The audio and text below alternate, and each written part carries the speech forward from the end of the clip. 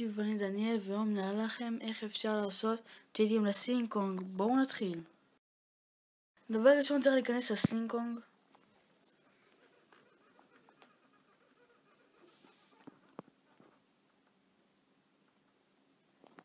יופי, עכשיו מתחילים לשחק. רואים אפילו שהשעה שלי, של הגלגל, עוד 3-4 שעות. אפשר לראות פה, מכבים אותו, נכנסים להגדרות. בהגדרות נכנסים לכללי, תאריך ושעה, ופה כיוון אוטומטי מבטלים אותו ועושים בשעון מקומי לאס וגאס. סבבה? עכשיו מגיעים לסלינג קונג, נכנסים,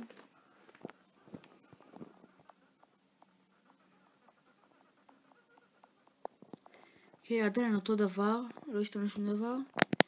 יוצאים, מוחקים גם את ההיסטוריה, מחזירים את זה לשעון מקומי, שאצלי זה ירושלים.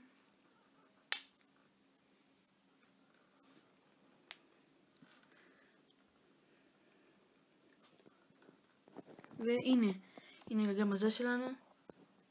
בואו תקלו. אז מקווה שנהנתם, תעשו סאבסקרייב, לייק, תגובות. עד כאן היה דניאל, ויאללה ביי.